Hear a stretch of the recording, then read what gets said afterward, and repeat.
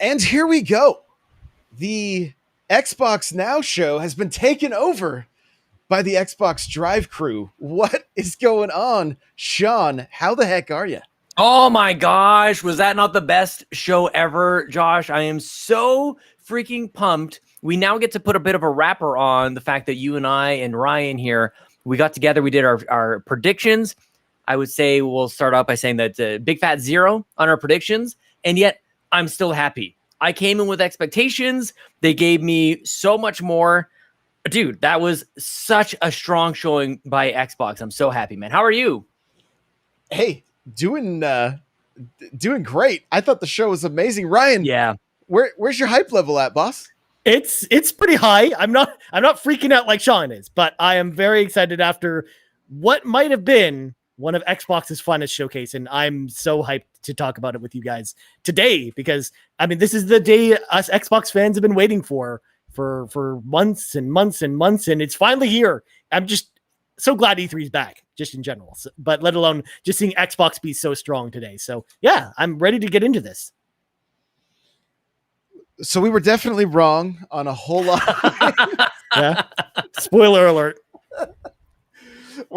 Because we were wrong on so many things, Sean, were there any disappointments for you? We can just get those out of the way first. I wanted my joystick, Josh. I wanted a Sidewinder joystick here. I wanted some hardware. I don't know. And jokes aside, not disappointed I didn't get a joystick. Not disappointed, but a little surprised that we don't have Design Labs controllers coming back to us. Like that's still going to be asleep for a little while longer. But I do feel like a lot of our predictions were maybe a little bit out there. We knew generally what was going to happen, but there was a few titles that I'm sure we'll get into that kind of they surprised me that I kind of went, I'm not really a fan of like Stalker. I don't know much about this. And by the end of that trailer, I got pulled in quite a little bit. And man, it was just game after game after game. I thought they blended Bethesda in with Xbox really, really nicely. Is exactly how I would have drawn it up, and they did it perfectly without having okay, now it's time for the Bethesda stuff. And then we get back into, like, there wasn't like a jarring shift. Very well put together. The flow was great. They hit you with games.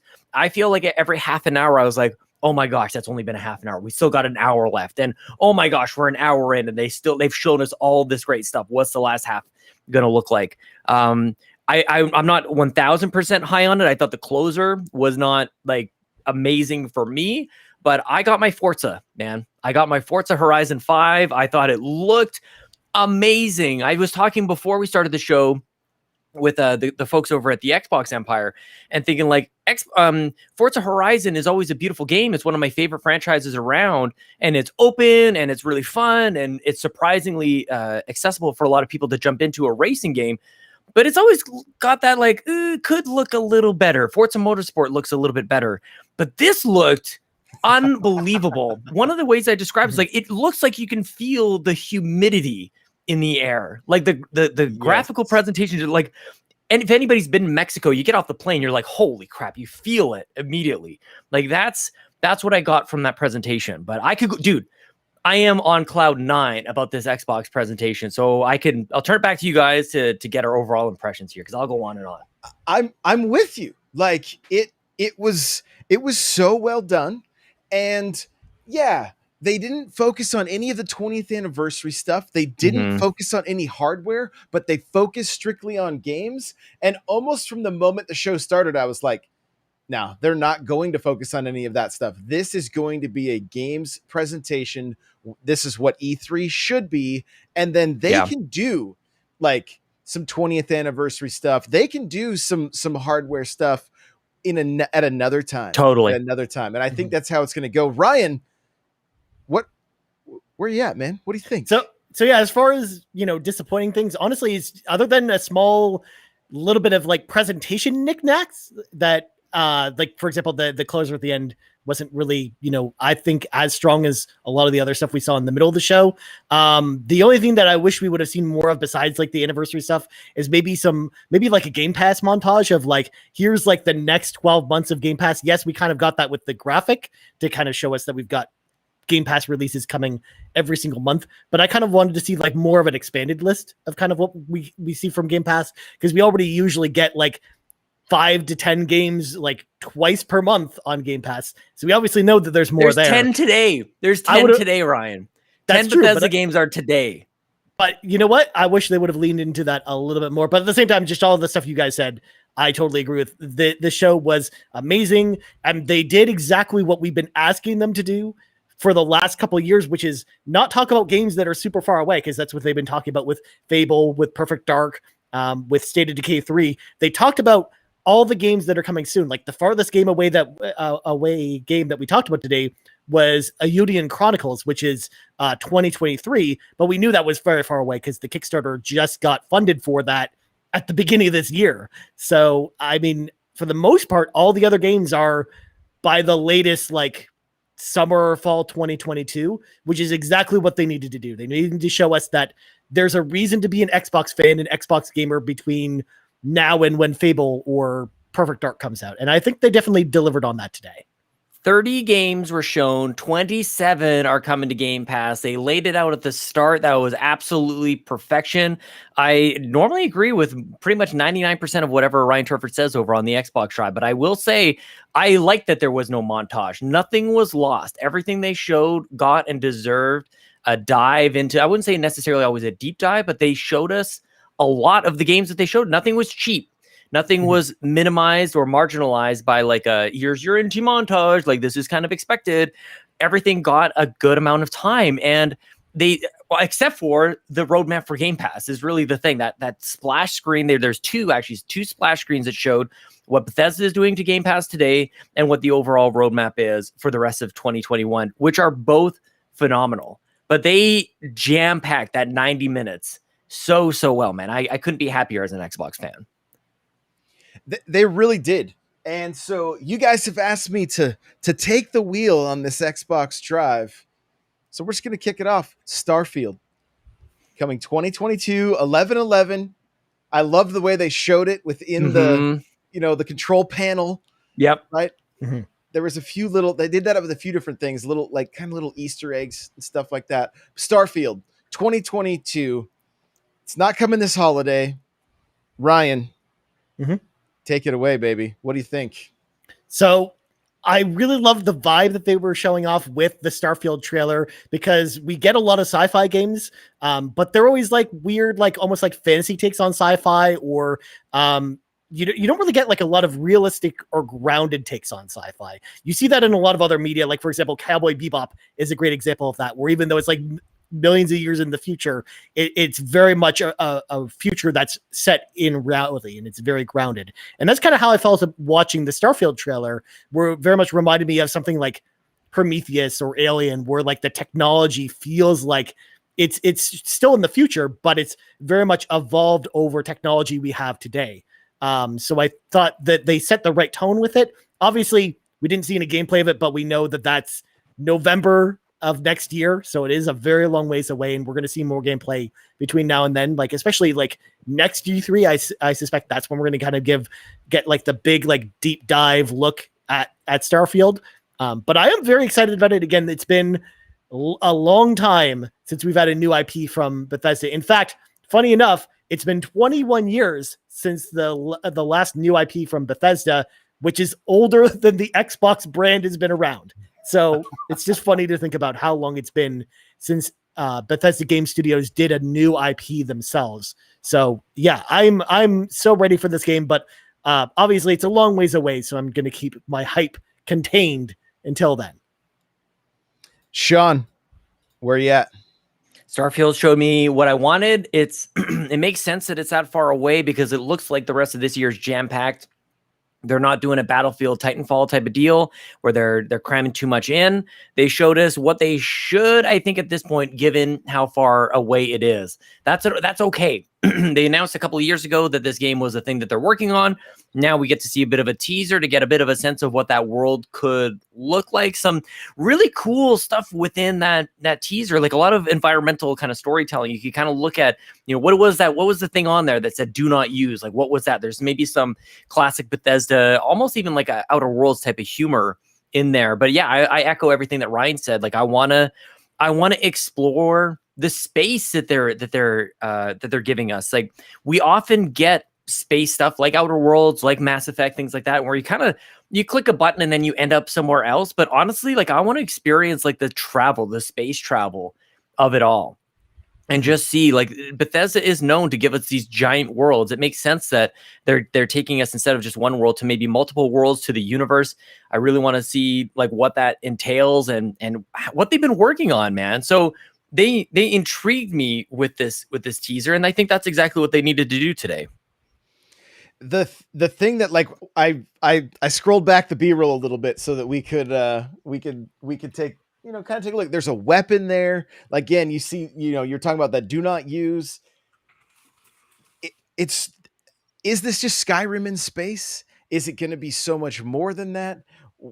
Would that be so bad though? Like, because Skyrim is like, there's so much lore to it, right? Like, I think that's one of the biggest things, is like, there's a big world, there's a lot of choices and agency that people have. But if it's that plus like the enormity and just vastness of space, and I think the way that they're demonstrating the tech here, they've got like mech loaders around here. I mean, it's so hard to not get too carried away with this stuff, because it is just a CG trailer, but the art style looks totally different than what I would have expected from this team.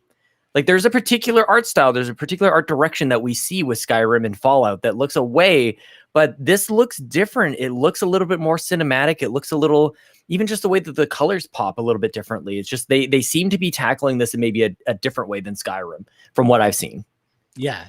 And to your point, Sean, like, what I suspected and was a little bit worried about going into the Starfield reveal was this game tonally or visually going to look too close to something like the Outer Worlds, which is very much just Fallout in space. And especially coming from Bethesda Game Studios, like, that's what I was worried we might see something too close to that. So I love the fact that they're going kind of in a different direction with this, and in a direction we don't typically see with a lot of current sci-fi games today. It also opened the show. It's worth mentioning and kind of highlighting that too, that this game was the one that opened it, and also that Todd Howard was the first person that we saw here. Like, that's kind of what I mean by, I like the way that they integrated Bethesda in with Xbox. They didn't have to like jump over and go like, okay, Todd, like, take it away for your 15-minute kind of segment. It was, this is the way it started out. There's like absolute clarity. This is an Xbox exclusive. It's coming to Game Pass day and date. Like, there was a lot that was said here by showing us actually quite a little. There's a lot of questions that were coming around Starfield, and I thought they did a good job of answering enough of those, with still knowing that we have another year and a half until this game is out. Like, we're going to be asking a lot more questions. We're going to want to see more of Starfield over the next 18 months or so. So I think it was right for them to show what they showed us, because there's a lot more time. There's another E3 until the next time we see this game, so we could get a good deep dive into gameplay this time next year. So I'm glad they didn't like overshoot, which is kind of what they did maybe with Halo, arguably what they did with Halo last year. And they've kind of had to redact a little bit of that as they rewind and fix a little bit of what's going on with Halo now. Yeah, that's a great point. I'm left with a lot of questions. Are we going to be playing as different alien races? Is it going to be is it going to be similar to Skyrim in the fact that, like, you're going to create your character, but at the same time, if it's about exploration, maybe we don't know. Maybe we are just playing as a human. We're going to discover those alien, those alien races within the game. And even what the conflict is, right? Like, we're just seeing like it's space. You're out there. There seems like we've got a planet. You're going to be wandering the universe or the galaxy. But like, what is the conflict here? And I always think like that's sort of the thing that's really interesting about Fallout. Like, the setting almost is like the world that you're in is almost a character, as cliche as that might be to say, but it offers so much. And I'm really excited to see what Bethesda does with the galaxy impacting your journey, where the wasteland in Fallout is like, it creates all of the characters that you're combating against, and it creates like the vault itself and the story. It's so integrated. I don't know that people really give a lot of appreciation to the way that Fallout really does that it's so intertwined. Nothing really seems out of place in Fallout. And I hope that they're able to kind of keep that under wraps with the vastness of space in Starfield. So you're right. Lots of questions still, but perfect amount at this point. We're not buying it right now. They allowed us, they gave us a little tease, and then they let us focus on the stuff that's coming out over the next 6 to 7 months. I mean, Sean, are you really buying it anyways, though? It's in Game Pass. Just saying. I mean, that's the thing. I don't have to worry about, I'm buying 3 of all the games that we saw. We're maybe having to spend extra money on 3 games. Yeah. What were they? Far Cry, Battlefield, and there was one other one. Oh, Diablo. Was the 3 games that we saw here that are not coming into Game Pass, which I'm happy to be. Well, Battlefield probably not going to be buying, to be honest. With Halo, with free multiplayer and everything else that's happening, I'll probably be picking up Diablo because I'm a huge fan. And Far Cry, I think looks great anyways. Didn't need to see any more of that. But dude, like, this was a Game Pass showcase. It said Xbox, but this was, you got to sign up for Game Pass at this point. I mean, Xbox is Game Pass at this point. Yeah, and Captain Logan makes a good point in the chat. He said, Todd coming out first showed a lot of trust from Phil. Yep. And I think that is very true. So moving right along, Stalker 2. We're seeing it right now. I kind of liked the way they showcased this game. There was like the guys sitting at the campfire, all kind of talking about what went down, and then they showed us kind of what went down. Now, this isn't a series I'm real familiar with. Ryan, I'm going to start with you. Is this a series that you've played, that you're excited for the sequel? So Stalker actually started out on PC and is not really a series that I've really been into, mainly because it is very much a survival shooter, which is, if you're into survival elements, then I think you're going to like a game like Stalker, especially if you liked playing a game like Fallout New Vegas on like the survivor mode, for example, where you've got to make sure you're drinking all the time and eating and stuff like that. Like those are systems that don't really appeal to me personally. So I was cautiously optimistic when they first announced that Stalker 2 was coming to Xbox last year, and getting to see the trailer today, it looked really cool. We didn't really get to see any of the survival stuff from the trailer today. So that's why I'm still kind of in the cautiously optimistic camp with this one. But at the same time, number one, a lot of the shooting elements they showed in this look really cool. It looks really tight. So I definitely think it's probably going to be a fun game to play. Plus it's in Game Pass. So I will still be trying it out, even though I'm not really into, survival games, into survival shooters or anything like that. But I think what they showed today was really strong. It's definitely a gorgeous looking game. Just again, we're watching it back now and just looking at some of the puddles or some of the ray tracing effects on some of the weapons and stuff. It just looks awesome. So it's a game that I am more impressed coming away from this event with, but I still want to know more about kind of the systems first before I kind of commit to a deep dive on this game. Sean, where are you at with Stalker 2? It's on Game Pass. As this game was coming up, I'm like, I don't know anything about this game. And I literally said, as we were streaming it, I said, this is kind of a weird game to go second with. They launched with Starfield. I thought that was a really good start. That's what people were asking for about. I'm like, nobody's asking about this game. And by the end of it, I'm like, this looks really good. I think it showcased the graphical fidelity and ability of the Series X in particular, and kind of gave me some Death Stranding vibes, to be honest with you. Like, what is going on here? What are we testing for? What are our instruments that we're waving around in the air and checking out this environment? The other thing that we mentioned too that it sort of looked like was a little bit of Metro vibes as well. A bit of a different take on the shooter. Like, it's obviously from the first person perspective, but looks like a little slower, a little more maybe a thinking man's first person shooter. Very dark as well. Like, you're really gonna have to rely on the lighting here. And it's just a highlight for Game Pass, because this is one that I'm paying attention to more games through an Xbox presentation now, knowing that these games are coming to Game Pass. Whereas, like, we just came off of Square, and I'm like, these guys are asking us to pay dollars for all of those games on Square. And it's a tougher road, man. It's a bigger gap for me to jump across. And with Stalker, why wouldn't I try this out? It looks very, very cool. And it sells me on Game Pass as another game I'm going to be looking forward to over the next few months. Do you guys feel that as soon as we saw that first creature? Yeah.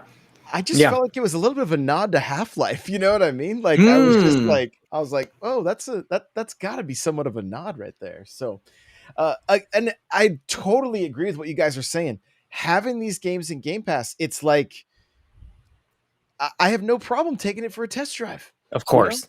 seeing Yeah. if it's for me. I mean, I do agree. Kind of a strange game to come out as the second game in this showcase, but at the same time, I feel like there was elements to this game that they showed off the power of the system, and the more they showed, the more I became more and more interested. I mean, looking at this The right weather now, effects. like, Yeah. this is crazy. Yeah, the lightning, right? And paired up with that rail gun that they showed at the exact same time, that rail gun looked really cool. And for me, it takes a lot to go look at the weapons in this game. You know, we've played millions of these first-person shooter games over the past, years of gaming and decades of gaming. And so for a gun to show up on its own, they did one blast, and it's like, that looked really, really good. Stalker 2 is as maybe a generic name as a kind of Heart of Chernobyl. Chernobyl's got some intrigue there as well. And it's coming out on April 28th, 2022, as it's coming out day and date with Game Pass, my friend. There we go. So we'll be checking that one out. Next up was definitely one of the highlights of the show, and finding out it was going to be on Game Pass was Back 4 Blood. Ryan, I'm going to start with you on this one. Were you a Left 4 Dead fan? Are you excited for Back 4 Blood? Are you tired of zombies? Where you at? So I'm pretty tired of zombies, but Left 4 Dead 1 and 2 are some of my favorite games on the 360 era of consoles, and seeing Turtle Rock kind of back in full form just gets me so excited for this game. And knowing that it'll be on Game Pass, like, this is the type of game that obviously you don't usually want to play by yourself. You can play these games by yourself, but it's more fun if you play with friends, and making sure that everyone has this, I think, is going to do wonders for this game. It's going to make sure that people are consistently playing this game. It's probably going to build a pretty strong community on Xbox for this particular game. Whereas, again, like to Sean's point, you could either pay, $60 to $70, of course, depending where you live, for the game on PlayStation, for example, or you could play it on Xbox as part of your subscription, or PC, because that's always an option too, because I think it's on PC Game Pass, they announced after the show was over too. So yeah, I mean, Back 4 Blood, really strong Game Pass inclusion, and one that I've been kind of thinking was going to come to Game Pass for a long time, pretty much ever since they announced it. But it's awesome to see that it's finally confirmed. And the trailer itself just looks exactly like Left 4 Dead, and that's all I really kind of want this game to be. So yeah, I'm really excited for this game. And October is a great time for it to come out too, because again, it's right around Halloween. It's spooky. So yeah, hype for this one. That giant creature that they just showed, like it's so wild. Sean, where are you at with Back 4 Blood? This is Xbox, man. Ryan and I often talk about, like, what is the identity? What are the games that kind of create the identity for Xbox, so that when you're playing on this ecosystem, like, what are the games that come to mind? And this style of game kind of skipped an entire generation. We saw a little bit of it with like games like Evolve or things like that, but Left 4 Dead was such a quintessential experience for anybody on the 360 days with the first one and then the second one. It's so great to have this style of game come back, and a way to bring people together. Like, that's what Xbox Live was really trying to create. This game looks a little more serious, a little darker than Left 4 Dead. Left 4 Dead was very kind of irreverent, very silly, aware of itself, of what it was sort of like parodying in terms of just the horror genre. But it was such a innovative game, an innovative take on it. It was much smarter of a shooter than people, I think, gave it ever credit for, just in the way that it adapted to how you were doing. Like, if you're really going through it really well, it would pull back on how much ammo it was giving you. Or if you were struggling a little bit, it would throw some, power weapons at you, some extra ammo. So Turtle Rock has got some chops, man. And I'm excited because now they're not held back by the power of the console. Like, we're getting full on Series X here, 4-player co-op, and powered by, as Ryan mentioned, with Game Pass. Like, it's just like, let's play this day one. Let's not wait for this to eventually maybe come to Game Pass. Let's all just play together. We'll party up and just do 4-player co-op against just a horde of zombies. I'm totally in on this. It was one of the things when people, I think, at least for me, when I first saw this game, it's like, this needs Game Pass. It's creating this need for a lot of these games now that in order for like multiplayer, especially multiplayer focused games, to really have any chance of success, you kind of need Game Pass or a really exceptional gaming, like a gameplay to get you to buy into maybe $70 for what we're seeing with Battlefield. So I'm in, man. Absolutely. Oh, great. Now we're 3 games into the thing. Really, really good start. An excellent start. Yeah. Back 4 Blood was looking incredible. I'm all in. And lady in chat says when she played the alpha, she was so hyped, and she's very excited to see it on Game Pass as well.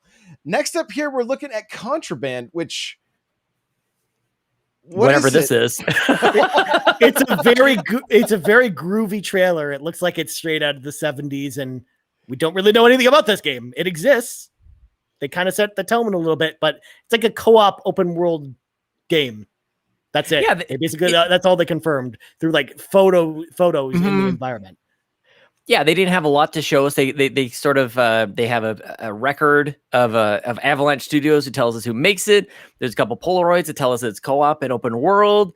Just visual or art direction on what we might be experiencing in this game.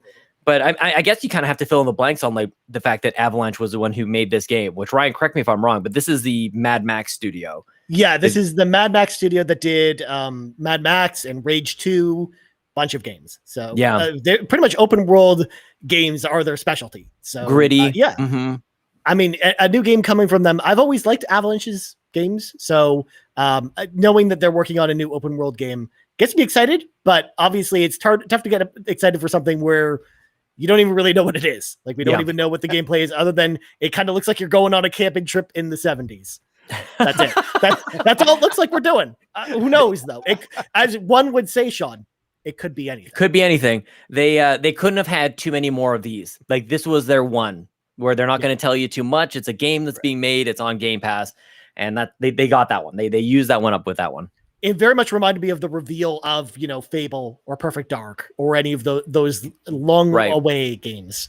That's the one that it felt like it was like that. So one of the biggest surprises for me has to be Disney and Sea of Thieves coming together. I said it in my last little our little E3 Xbox post show. The first thing I did was text my daughter. I was like, hey, look. And she's like, I need this. I'm like, you have it. She's like, all right, let's go. Man. She's a huge Pirates fan. And the moment we saw this right here, I was like, they got Jack Sparrow? Like, no way. Like, you just knew. You knew it was him even before, like, just the trying to get the dog over to get him out of the brig. And man, what a great addition to this game. Now, I haven't spent a ton of time in this game. I've always kind of wondered what this game is really about. The few times I've played it, I get stuck in the brig because I go a little too pirate. All right. I get a little too pirate. I steal the ship while they're trying to get the goodies. And I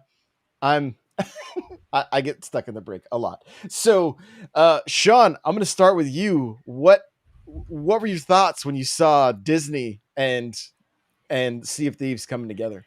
Disney did feel like a bit of I don't know, it's not quite a mic drop moment, but it's pretty damn close. Seeing the Disney logo on an Xbox stage is a massive deal, and what a perfect fit. I will say I'm just captivated by the animation, like just perfect. Like they've captured Jack Sparrow. Like I'm doing like this drunken kind of like walk, like the slurred kind of words. Everything is captured really well. And for me, like I'm not a huge Sea of Thieves fan. I'm not gonna come in here thinking like trying to portray anything but that. But this has me very, very interested. This has a little something like more than just, I guess I'll go wander the seas and like find an island and maybe find a treasure chest somewhere. Like that's kind of my experience with Sea of Thieves. This gives it a little bit more focus. And I know people who are playing it, there's trillions of people who are playing it over the last couple of years who enjoy how open it is and you create your own adventure and whatever. But this gives it a little focus to me that I want to go see Jack Sparrow. I'm a fan. The music fits. It makes sense. This is one of those things that like, if a bunch of us just podcasters would go like, what would make Sea of Thieves really good if they did like Pirates of the Caribbean, and they did it. They licensed it. It looks like it fits within the same world. It seems to make sense. and it's on Game Pass. So of course, like I will definitely be giving that a shot. I feel like it feels like a win for the Sea of Thieves community as well. Like it feels almost like a validation almost that they got such a huge property to attach to Sea of Thieves. So it seems to legitimize it a little bit is my take on it.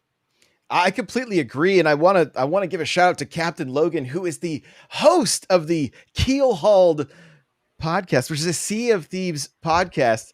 Oh, that's great. He's dropping a little insider information for us right now. He's like, Disney coming to Sea of Thieves? I hadn't heard. Yeah, right. You hadn't heard, Mr. Captain Logan. He said they also had Jack Sparrow stunt double come in to advise on how to animate him. So, Ryan, when you saw Sea of Thieves pop up and you saw Captain Jack, what were your thoughts? Well, Sean knows where I'm going to go with this one. I'm going to give you the hottest take I'm going to probably give you today. Oh, no.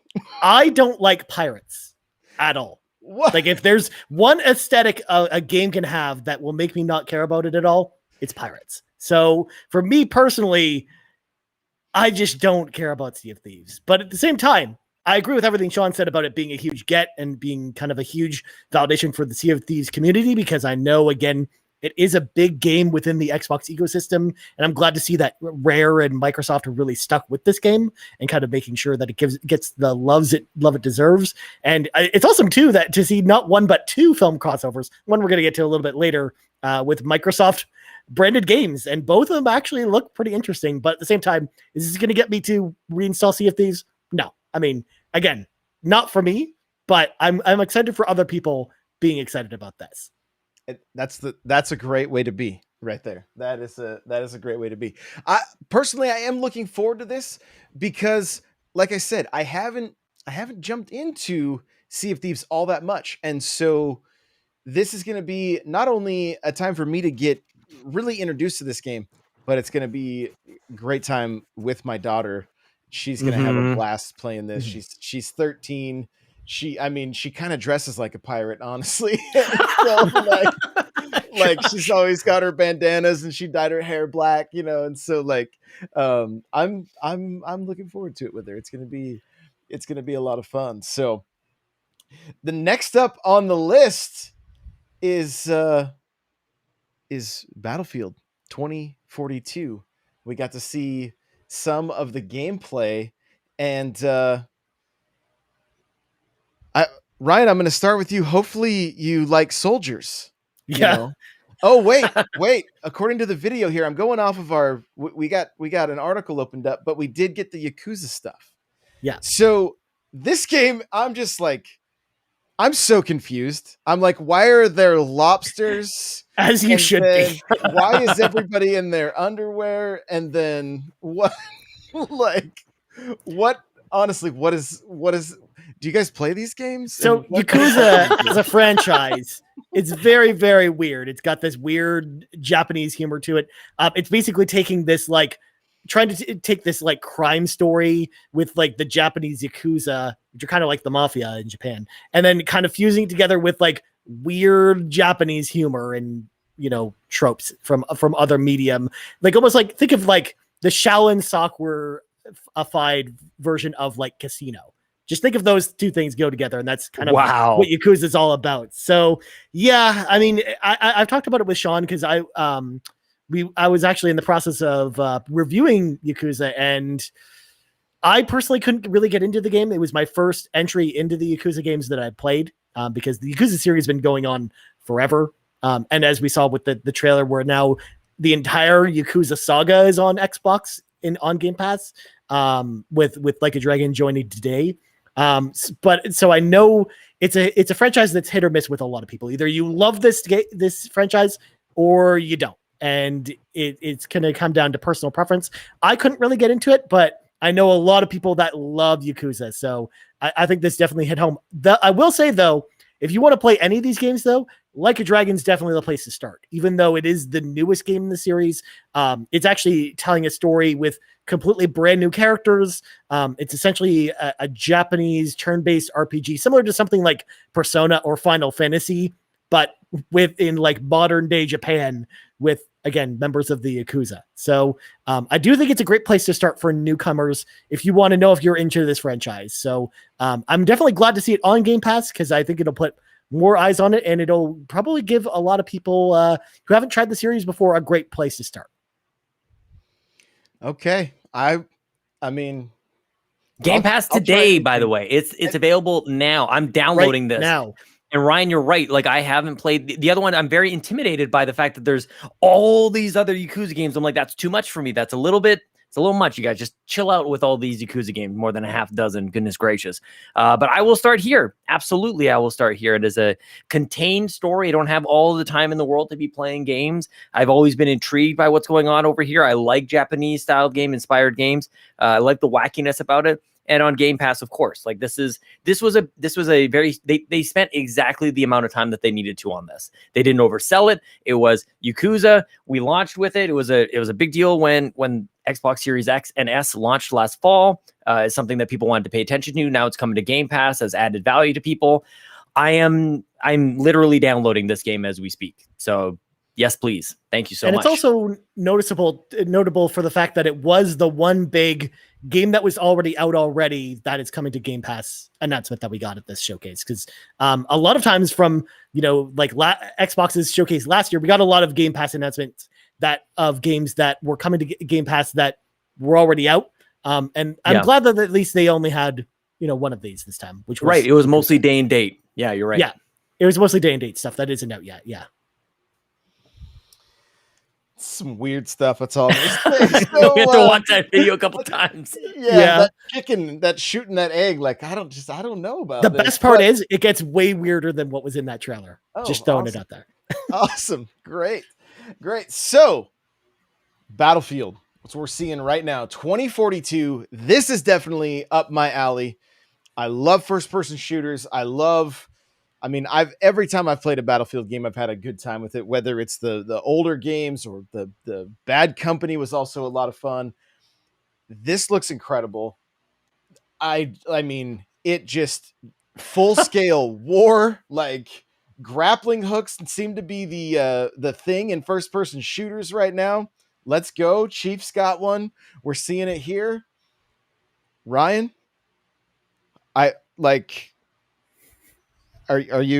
do you like first person shooters, and do you like the Battlefield franchise? I love your you're trying to wade into this a little bit, thinking I don't love games or something like that because I don't love pirates. So yeah, to answer your question, I really like first person shooters.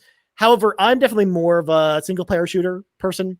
And when we got the reveal for Battlefield 2042, I was one of the people that was a little bit bummed that we weren't getting a single player campaign, mainly because I've actually really liked the campaigns for Battlefield. And it was the main reason for me actually picking up those games right away, was because I wanted to play the newest campaign, especially Battlefield 1 in particular was really strong with its campaign. So for me, it is a little bit of a tougher sell, but what I will say is what we saw in the showcase here looked pretty cool. In fact, it was very reminiscent to me of Battlefield 4 in specific, where that was kind of the last modern day Battlefield game that we got. And again, this stuff like that we're seeing right now on the video with them fighting on top of skyscrapers while fighting off helicopters and stuff. This is very reminiscent of, a match of Battlefield 4 combined with the fact that the Levolutions are back, which is essentially what you're seeing with the environment now, where the tornadoes coming in, or there'll be other weird and crazy environmental effects that'll definitely change the course of the map the longer you play it. So I definitely think this is kind of the spiritual successor to Battlefield 4 that a lot of people have been kind of waiting for since that game came out, because we went back in time with Battlefield, and now that we're back to present day, it's cool to kind of see a game that's like that again. However, is this probably a day one pickup for me? At the price it's at, combined with the fact that there's no single player, it's definitely a no. But I do love that there is a trial with Game Pass as part of EA Play, where you can play it for 10 hours to see if it is for you and if you're going to stick with it. So at least they're giving you a way to see, before making the jump in, if this is going to be for me and if it's worth the investment. So I think that what they showed looks cool in action, but there are some other external factors that's preventing me from wanting to pick it up. And again, this is, as to Sean's point, this is one of the 3 games you have to pay for outside of Game Pass. that we saw today. So Yeah. it's even a tougher sell, especially with Halo multiplayer being free and out this year. I get it. I especially looking at this game, seeing how gorgeous it is. Yeah. The vehicles, the environments, and everything. I feel like the campaign, now maybe it wouldn't look this way if they had fed the focus on a campaign. Who knows? But I I feel like we're missing out on a campaign with with the grappling hook, with just the way. I mean, look at that. That's it's it's incredible. That sandstorm that's wild. And what are we gonna do? Like, we're gonna be, what's gonna happen at that point in the game when that sandstorm is just so thick? Like, are we gonna be using some kind of night vision tech or something like that you have to switch to in order to be able to keep going in the battle? Like, I'm very curious about this, and it just looks like full scale war. Sean, where are you sitting with Battlefield 2042? What a showcase for this engine, man. Like, it's sensory overload completely. Everything, you're just like, we are talkers, all three of us here, and you just kind of look at that and you go like, I don't know what to say. Like, it's amazing the things that we kind of get caught up on. Not that I disagree with anything Ryan is bringing up. Yeah, it's $70 game and doesn't have single player stuff, but it's like, that is one of the best looking games we've seen this year. Like, full stop, bar none. That is absolutely incredible. And it's one thing that kind of gets overlooked, I always feel like, with Battlefield games and what DICE does. They make beautiful looking games, and this is gigantic. 128 people are playing in these like huge battlefields. All the vehicle stuff combined with the like boots on the ground combat, it looks really, really good. But yeah, Xbox is shifting our expectations here that we'll probably be playing games for day and date on Game Pass, or maybe a little bit later. But like, I kind of had my arms crossed on this as well, that it costs a lot. But how do I ignore this? Like, I haven't played a multiplayer game like this. This sandstorm is so intense. The tornadoes are really crazy. The scope and depth of the world, I think, is really interesting. The way that these tanks are getting flown in, and you take an elevator to the top floor, like the verticality of it is all there. I just think that this is such a good showcase, like a tech showcase of maybe this is what actually is possible. I'd like to see the side-by-side that I'm sure that we'll get from Digital Foundry when the game comes out, of this versus the PS4 version or Xbox One version next to the PS5 and the series versions. It'll be really interesting to see. But what they're showing us is just mayhem, absolute mayhem. So it's more about that 10-hour trial that Ryan mentioned. What does it actually play like? Because what I see is that it looks really good. Well, my experience with Battlefield games is quite often is I die, I respawn, I run back for 10 minutes to try to get back into the action, and then I'm not very good and I die. But I mean, shout out to all these moments that they had in the gameplay that were sort of highlighted in the CG trailer just a couple of days ago. The guy runs a ATV off a roof into a helicopter like that. You can do that in this game. It was a really good showing for Battlefield, I felt. But on a Game Pass show. So that's the only thing. Does it show as well on a different show? Maybe it shows even better, or is accepted as a $70 game a little bit better at a different show. I feel like we may have to camp out on this for a second, because Game Pass is changing things. Yeah. Right?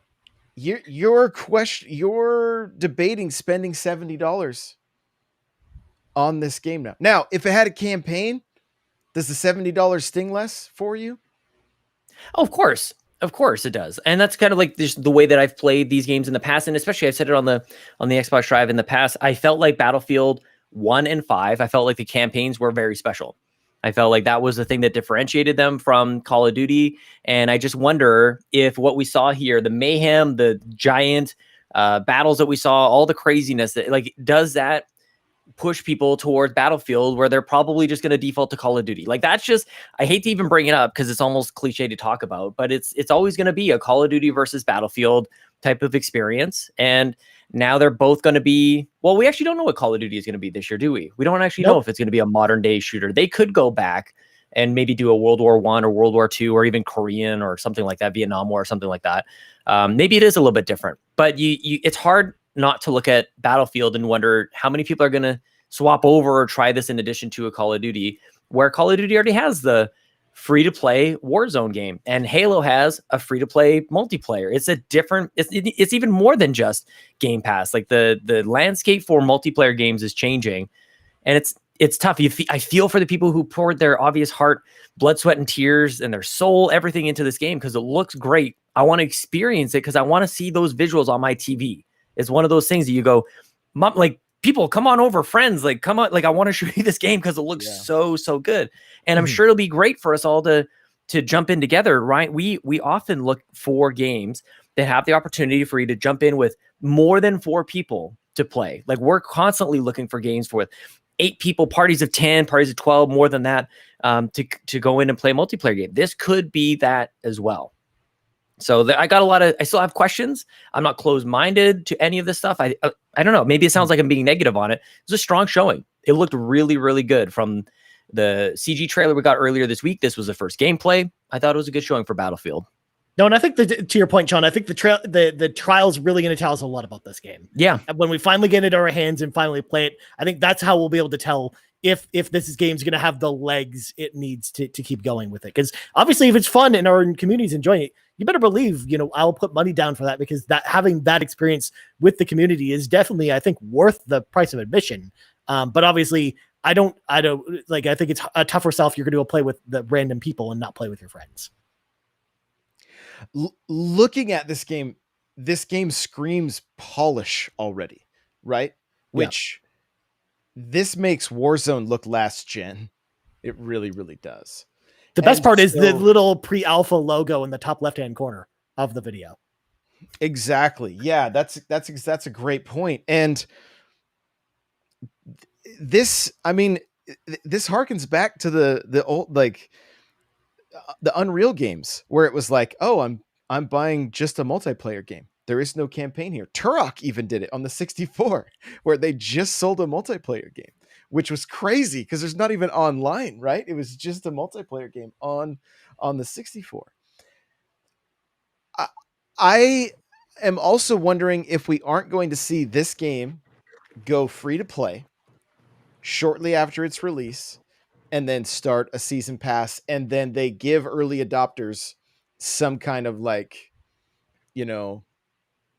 7 season passes or whatever until, like, that is sadly the conversation that comes up with this game. I even feel bad even bringing it up. It almost seems too easy, seems too cliche, because you bring up an excellent point. And I was there for Unreal Tournament and Quake 3 Arena, like all there's a lot of tribes, Siege Tribes, Star Siege Tribes back in the day. A lot of multiplayer only games we paid full price for. It's not that that's the thing. I'm not looking necessarily for that, but it's hard to look at the landscape of games and not at least consider it. Or even a holiday sale, Black Friday sale type of thing. Because I think this game should be played. I think that's probably the best way that I can put it. Is this game looks like I need to experience. It is really what I want. Well, and Rainbow Six has shown us that you can have a strictly multiplayer game, but it's constant new operators. It's a different, from the little bit that we're seeing here, I see it being a different beast, because the other thing Rainbow Six has is esports. And is that going to be something that's available with a game that is built to be such a large scale?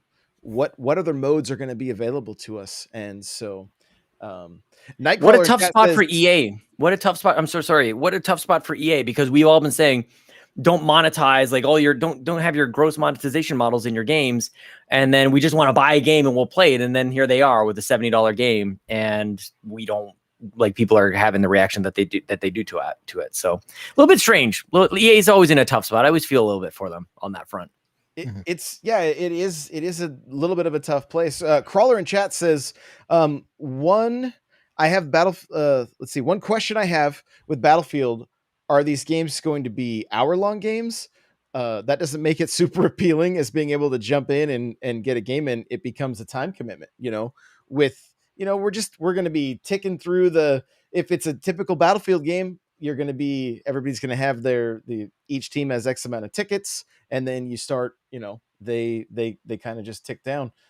I am curious on how long some of these games are going to take. And I mean, you see games like Warzone versus Apex, where you've got these games that are an hour, 45 minutes to an hour versus Apex, which is like 30 minutes, and you're you're good to go. So we're also, as gamers right now, we're being conditioned for these different types of games when it comes to shooters. And this is a little bit old school. Halo's going to be a little bit old school from the look of things. I'm hoping that it shakes things up, and we don't, that, like, as much as I think a Halo BR would be awesome, and same with Battlefield, at the same time, I like that they're not just completely falling into line. And they're going to keep trying to give us some variety. Just big scale games, whether it's a battle royale or this 128 players 64 versus 64 is sort of that end of the spectrum. And then the other thing that Call of Duty does, which I love, is like 2v2. Snappy, very quick, or even 3v3. Like, I like those quite a lot to that point. I don't. Halo 5 tried it also, right? And then it kind of like, you'd shoot off those ramps, and it was like, this is actually pretty cool. It was good. It didn't really take off. So yeah, but nobody liked it. But October 22nd, 2021 for Battlefield. We'll see how people like it. We'll see how they respond to it later this fall. Next up is 12 minutes. 12 minutes. It's got quite the cast, I must say. Like, quite the cast for voice actors. And this is the complete change of pace. Like, the show went from, like, shooters and well, Yakuza. Yeah. But then here you have this kind of like, and we've seen 12 minutes. We saw, I think if I remember correctly, we saw a longer trailer. Sean, where are you at on this game? This game has the potential to, I think, be one of the most captivating and just eye-grabbing games of the entire year. Very unique in its storytelling.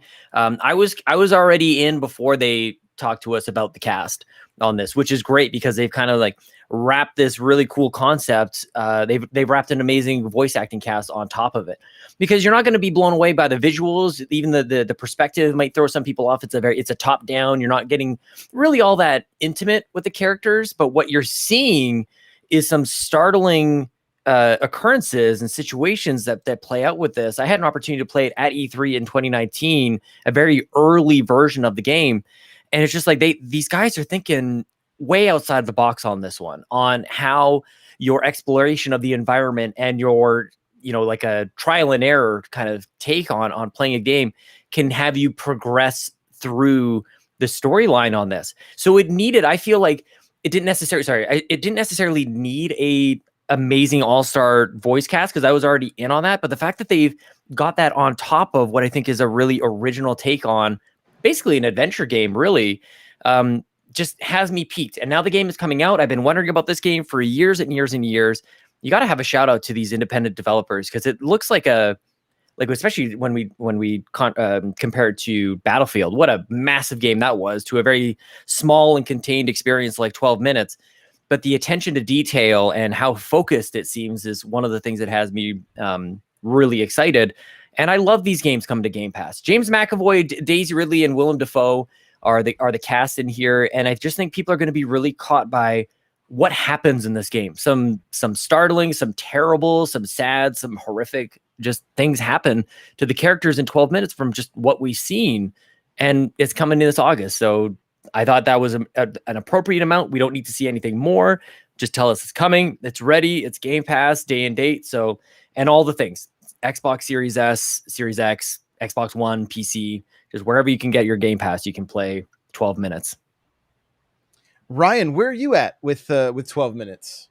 I'm just like Sean. I'm super hyped for this game. Pretty much ever since they showed us the first trailer, it seemed really unique to me. Like this unique premise of like this Groundhog Day where you're kind of trying to solve this mystery in this apartment, and you're not really exploring the world or going to different environments. You're essentially in this apartment building, and that's it. That's where the whole game takes place. So, and yeah, this was again well before the voice actor cast was kind of unveiled. I think it was last year. So yeah, I'm with Sean. Like I haven't had a chance to play it yet. Like Sean, I'm a little jealous of him, but at the same time, I'm glad that we've got a release date finally for this one because I mean we've been waiting for a release date for this one forever. And I mean every year for the last couple of years, people have been saying, "All right, 12 minutes, we're getting the release date this year at E3." So I'm glad that we're finally at the point where we have a release date. And August is a great time, I think, for that game to come out. So yeah, I'm excited for it as well. Well, moving right along, we've got the new Psychonauts 2 trailer. And this game looks super weird also. Sean, you just laughed right there. Like, I'm laughing at you. Like, you're trying to like lead us off on how do you describe this game? Like, this is a video game. It looks like it's a game about diving into people's brains. Of course it's weird. yeah. So it's not a series I've not spent any time with. So Sean, have you played the first and are you looking forward to the second?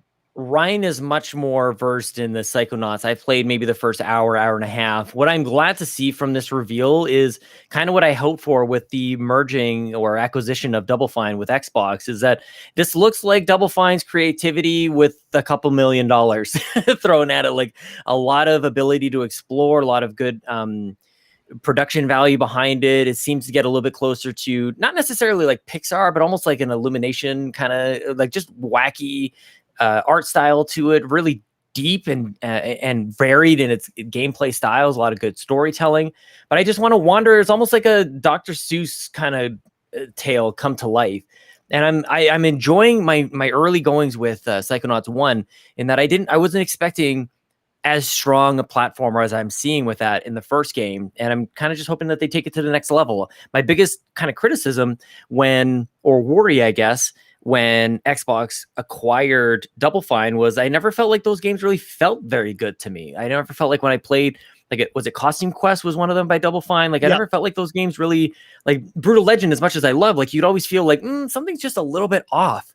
And I want this game to be as strong as something like a Ratchet and Clank, which I don't think this one will be, but I want them to have that first party, weird, artistic platformer that just feels good to jump around in and explore and just kind of have a good time. This looks like just throw your cares to the outside world. You just jump in and forget about everything. Ryan, you're much more versed in Psychonauts, but I'm happy with what I saw here, and we're getting a release date this summer. Yeah.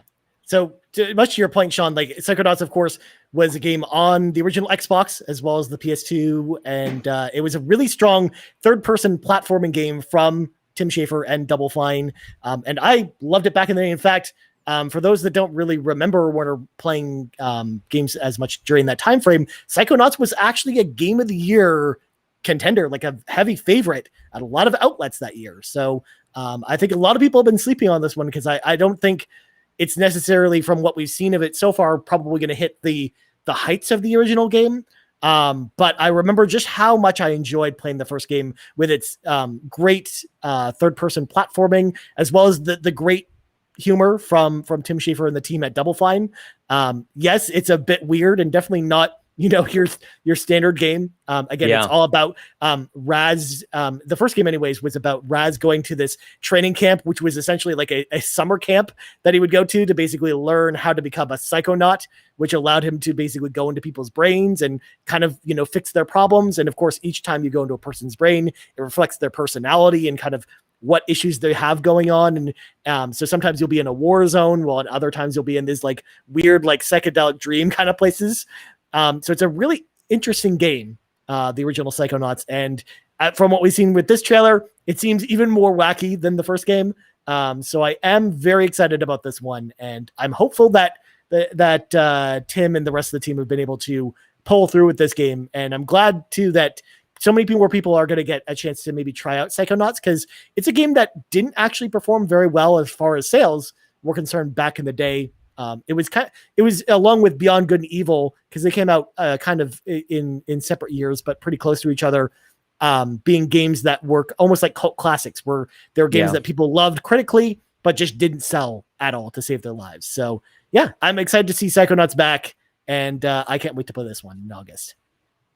I do hope that there's like a really good marketing push for this one, and that it gives a lot of people a reason to check this game out. Because again, if they're gamers like me, where it's like, shooters, fighters, racing games, that kind of, I don't see a lot of appeal here. And so I'm hoping that there's something that really will pull me in, and I hope they market it really well, and that even if it doesn't pull me in, that it does very well. And I think the inclusion with Game Pass of this game is a perfect game to allow people to jump in without having that risk of like, it's $70 or $60, whatever it might come out at, that I don't have to worry about. Well, actually, I think it's a cheaper price. I think it's like $30 or $40 if I'm not mistaken. So it's definitely cheaper. It's not a full price game.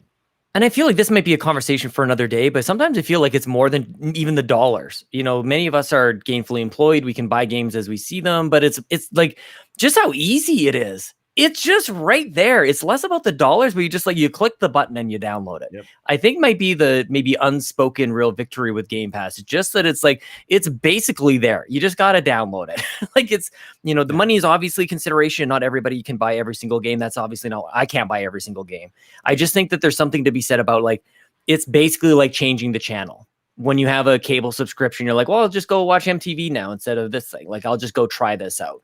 It's just that much easier. It's the gap that people have to leap across is so much smaller, so much easier to get into these games. That's the Game Pass thing. You're not even thinking about it anymore.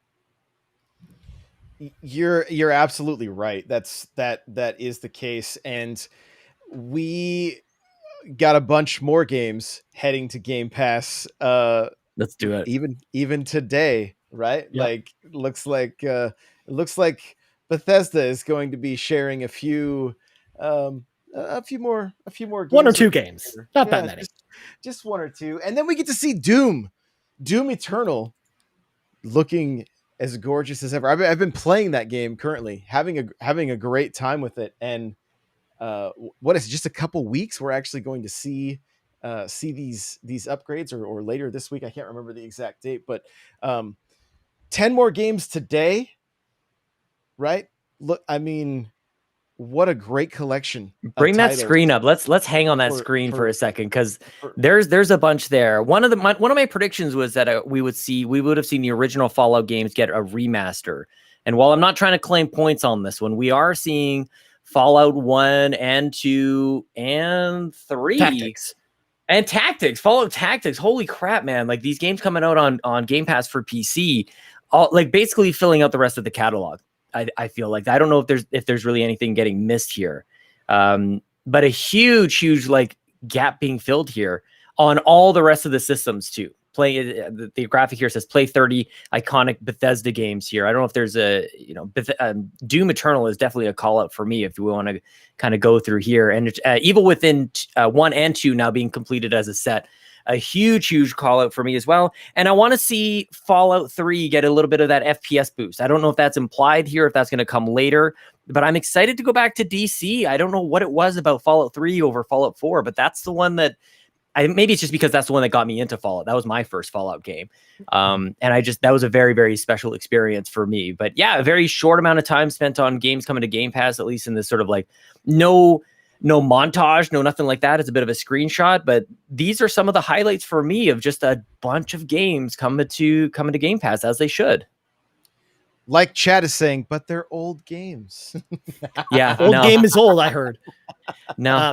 Also, I'm going to burst Sean's bubble a little bit on Fallout 3. I mean, we don't actually have SPS boosts for 360 games yet.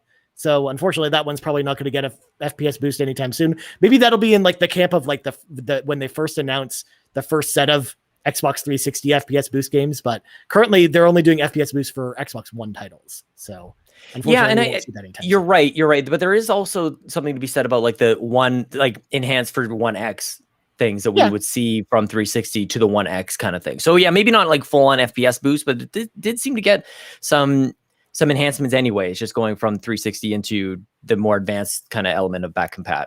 Oh yeah, absolutely. What they showcased right there, the 10 years of Skyrim, and then I don't feel like they really said anything. They were just like, join us. And we were like, for what? Like playing It this could on literally our be anything. fridge? Like playing this on our Xbox fridge? Like what is it?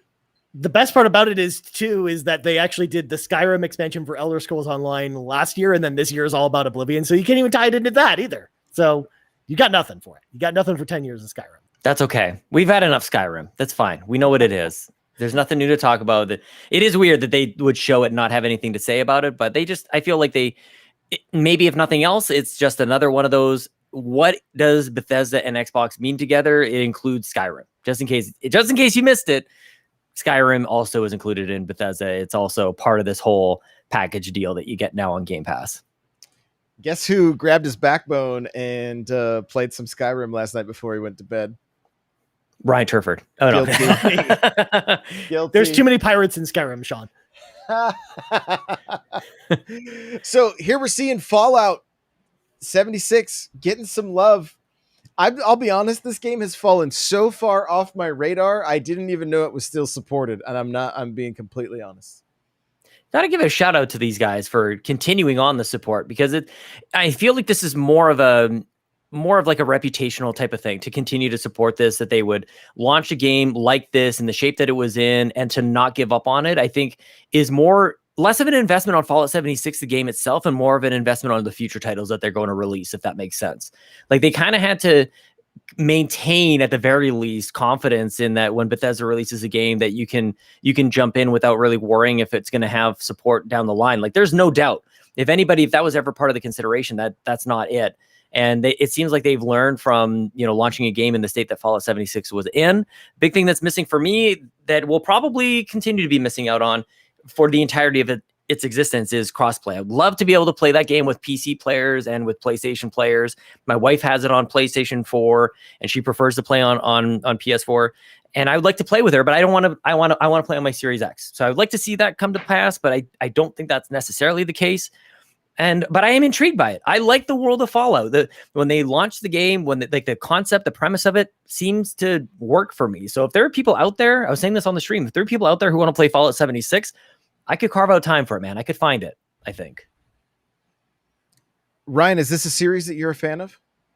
I like Fallout, but I did not enjoy my time with Fallout 76. And it's not so much the bugs or any problems with Fallout 76, but I don't really love the live service model that they kind of employed with this game. So for me personally, it's not a game that I will ever see myself reinstalling, but I am glad that people are enjoying it. And I'm glad that there's a community there. And just like what we talked about Sea of Thieves, even though it's not a game for me personally, I love seeing that Microsoft is sticking and Bethesda are sticking with it and making sure that to grow that community, and as they grow it along with it, to kind of employ changes that the community is asking for. So it's cool to see that it's still around and they've got some cool announcements for it, but it doesn't do anything for me personally, obviously. Honestly, watching the trailer has me more intrigued than I ever have been. Yeah. And it might be something that I try. At the same time, there's just so much. Yeah, I know. There's too many games. So much. And when these games is a service where you're leveling up and you got to grind, it's like I want to play Destiny again, but trying to go back to that, it's like, okay, I'm not going to play anything else. And it's that's tough to do. So, but it does look good. And I love what you guys are saying too, about just the way that the team has stuck with it. They've continued to support this game and to improve on this game. And from the sounds of it, I mean, he said something like 18 million players or something like that. People play it. It was a large number. So, I mean, that's great. I love hearing that. And that there's a community there, and look, it's a free update for people. So that's also just really good. I'm not going to lie. When this kicked off right here, I thought we were going to see something Wolfenstein. That's what I thought this was. This next one. I thought we had transitioned out of Fallout and we were now into into Wolfenstein, and I was wrong, and that's okay. That's okay. But I know there were a handful of people like on the Xbox Factor podcast that were really hoping that we were going to see Wolfenstein 3. And nothing from id, nothing from Machine Games, really nothing out of that crew. I was hoping for a Quake, something out of there. But you're right, like this was more Fallout. I actually thought we were jumping to, it could have been Wolfenstein. I thought it was more of like a Call of Duty type of deal. Like they had a couple call outs there, like Delta Squadron, like we're down. Like it felt very generic. I don't have a whole lot of connection to the Pit or Pittsburgh as a location within the Fallout universe. That's not really where I'm at. It was only featured in one DLC pack for Fallout 3. So if you didn't play that DLC, you probably wouldn't have much to say about it. I mean, that DLC was pretty cool though. It was called The Pit, where you went to Pittsburgh. But for the most part, if you didn't play that, it's just like, cool. It's in Boston. Those people are happy. Or Pittsburgh, sorry. No, I don't know why I said Boston. Elder Scrolls Online, we're seeing where it's getting the update on the Series X and S. Ryan, is this a game that you spend much time with? Now, Sean knows I play a lot of MMOs. I play a lot of MMOs, but I don't really play a lot of Elder Scrolls Online. I think it's a fine game. I think it's a game for people that aren't really into MMOs. I think it's actually a good place to start with them because it doesn't really play like other MMOs like Final Fantasy 14 or World of Warcraft. It very much plays like an Elder Scrolls game, but with some tweaks to the gameplay that make it a little bit slower to play than your typical Elder Scrolls experience like in Skyrim or something like that. I think it's fun. It's the type of thing where it's not my personal choice when it comes to MMORPGs, but it's cool to see the Series X upgrade there because this was actually supposed to come out with the expansion that came out last week, but it actually ended up getting delayed until next week. So it's cool to see that it's going to get closer to the PC version because visually the console version has been lagging behind the PC version by quite a bit for the last couple expansions. So it's cool to see some more parity there. Yeah, I'm with you. I mean, Ryan kind of hit it on the head. I'm not into MMOs a lot. If this is a game that's sort of entry for people who are like me, then I'm kind of interested in that. I'm more and more, Josh, like looking for games that are available to a lot of people, a lot of our friends who we can just kind of like jump in and hang out a lot together. It could be Halo, it could be Fallout 76, it could be Elder Scrolls. Like I'm kind of in for that. So if this is easy to get into, then yeah, man, I'll go fight some dorky elves or whatever the heck you dragons and stuff and Elder Scrolls. And the other thing too is my general perception of those games is that they run poorly. So seeing it updated for Series S and X is appealing to me because I don't want to play a game, even if it is with 12, even if it's like a massive world that we can have all these thousands of stories that we play. If it runs like crap, it kind of like has me not so interested. So yeah, I mean, I guess yes. Chat saying Pirate Slave for Sea of Thieves is about that as well, and yeah, I could be convinced. So it's just a matter of getting the right people at the right time playing, and they're all open options to me. It's maybe a bit of a theme to the if there is one to the Xbox presentation today. Is there's a lot of games you can play with a lot of your friends, and you don't have to buy it. They don't have to buy it. You all have the access to the same games all at the same time, including party animals. What even is this? What is this? Is it a battle royale game? Is it like a fighting game? Is it nobody knows? That's the thing, Sean. It's cute as hell. Doing this game. It's out on Steam, and it looks like chaos, and like it looks like Goat Simulator multiplayer with stuffed animals, like. Gives me Fall Guys vibes as well, like the floppiness of the characters, like the controls might be a little bit working against you a little bit. He just comes in and just lights him up and steals the mic, like talking about games that throws him into the cold. Yeah, there's a the train going somehow, Sean.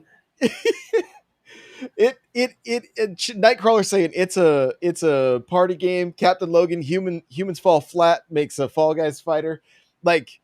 It just looks like a goofy, good time, and I'm curious how many people can play it.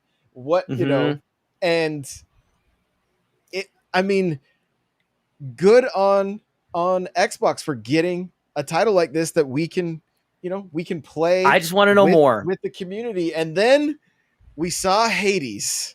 Yep. And Sean, were you surprised to see this title? What were your thoughts? Yeah, this is one that Ryan talked me out of expecting to come to Game Pass. I actually did buy it on PC because we don't see this developer come to Xbox very much at all. What was the last one? Bastion, Ryan? That was the last time that we saw? Well, it's their only game that's come to Xbox is Bastion. The one and only. like Transistor or Pyre didn't come to Xbox. So this Mm-hmm. is the second time they've come to Xbox. So yeah, I mean, I wasn't expecting it either. Like, I was like, you know what, I'm going to hold off on picking up Hades because it's a roguelike. I'm not really hugely into roguelikes, but maybe it'll come to Xbox and come to Game Pass at one point, especially after we saw that image from Twitch earlier this year where it had where it was one of the earlier Xbox showcases that happened to just have the teaser image for Hades in there. Right. I was like, no, maybe I should hold off on playing this game anywhere else before then, because I was like, I think that's going to convince me that it's probably to come at some point. So yeah, I'm also kind of surprised to see it here, but not insanely surprised, just because again, it's weird to see Supergiant kind of come to Xbox, but I am glad to see it here because it's a game that I know a lot of people love. Again, I still haven't played it yet, so I'm excited to try it out, and it's on Game Pass, so I don't even have to consider picking it up or buying it again. It'll be right there when it launches on Xbox in August. Very exciting. I'm looking forward to trying it. I've had so many people tell me to get it on the Switch, and now I can try it on Game Pass, and I get achievements out of it. So that really that's makes the best me part. happy. Yeah, that is the best part. So as we continue moving forward, I believe next up on the agenda here is Halo. Oh, this little game. Just this little game that, you know, a few of us have kind of been excited for, not you know, not that excited for, but yeah, Halo. Well, at least according to our notes, it looks like I'm going to be thrown off again by the actual video. So what is it that we're actually seeing here? This is the I think this is Somerville. Okay, they have it out of order on our notes here. That's why I skipped this one. So this falls in line with those. For me, is like it kind of gave me some of the oh my Inside. I thought this was Inside, yes, Limbo. I thought this was Limbo. Playdead. That's exactly it. So kind of it looks pretty cool. What's interesting is I had a friend buy me Inside, and I had never played that series before, and nor would I. And then he was like, please just try this. And wow, I'm so glad that I did. And this game, I mean, it looks creepy. It looks kind of intense, and I'm glad we get to try it. I'm on Game Pass. You know, this is this one might be hard to get through in an emotionally heavy and like the what it is showing us is really like it's a family kind of trying to just survive. There's not really any combat in here, so I assume that there's some sort of like environmental puzzle solving, or like how do we get to the next spot? How do we make sure that we escape whatever is attacking us? It seems like there's some sort of alien invasion. There's a cute kid and there's a cute dog, and it's a family. So from that perspective, even as outrageous as it seems like the game is, very relatable on that front. Like you're just trying to survive. You're trying to just stay one step ahead of the lasers that are coming across. And it's not as, you know, as intense as like The Last of Us or something like that. But I like the look of this. We got such a wide variety of games. I'm sure we're going to get to Halo in just a second here.